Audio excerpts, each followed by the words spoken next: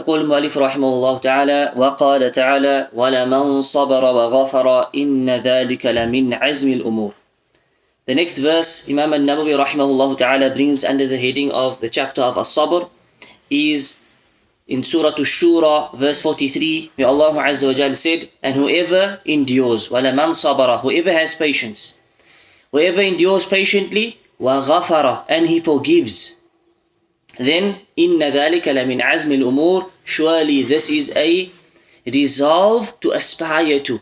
Meaning this is conduct, this is behavior, this is a character that we should all be aspiring for. This is the type of behavior that a believer should be after, inshaAllah. This ayah means that whoever has patience towards the harms of others, when people harm him, when people are bad towards him, he endures. He bears it with patience. And he takes it to the next step, وَغَفَرَ. Not just does he have sabr, but he forgives. So the person, firstly, he has sabr, and he does not take revenge. So there's two things with patience here. When people harm us, we bear patience, we remain calm.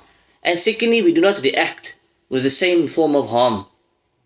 And this again is important, especially for youngsters. Somebody says something to you, there's no need to respond. Somebody swears at you, it's not required that you have to swear them back. Somebody picks a fight with you, it's not necessary that you have to fight back. This is not required. In fact, it's not going to achieve anything. The one who Allah says he has patience with the harms of others when people are bad towards us, this is the characteristic of the believer. وَغَفَرَ, and he forgives. He's not out for revenge. He overlooks the mistakes and the faults of others. إِنَّ ذَلِكَ, Allah says, this is something difficult. This characteristic is something that needs to be trained.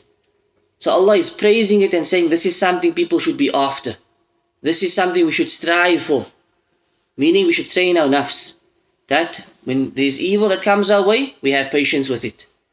Not to react. Everything's a reaction. Have patience and overlook. Have patience and overlook. And this is what Allah subhanahu wa ta'ala, what He wants from us, from the behavior and the conduct of a Muslim. Shaykh ibn Uthaymin rahimahullah, he says, this is even more so when a person is being harmed because of his da'wah, because of a good deed. So sometimes we give nasiha, sometimes we are out in this, speaking, giving people da'wah. Sometimes we are encouraging others to do good deeds, to give up haram, inviting people towards the sunnah.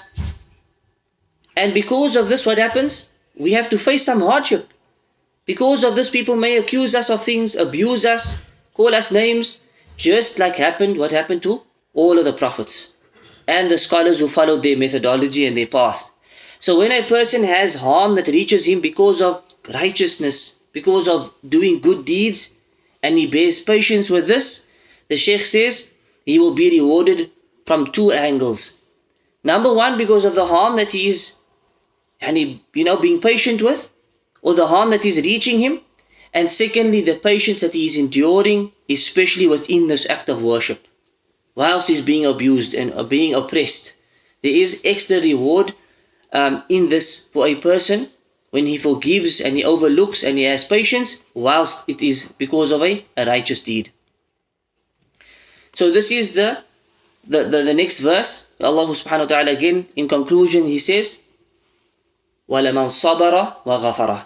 The people who can be patient with the harms of others and overlook. This is a resolve. This is a conduct that we should all be seeking. This is the praiseworthy characteristics of the true believers. We ask Allah subhanahu wa ta'ala to guide us towards this. For there is none that can guide us towards it except Him. وصلى الله على نبينا محمد وعلى آله وصحبه أجمعين. سبحانك اللهم وبحمدك أشهد أن لا إله إلا أنت أستغفرك وأتوب إليك.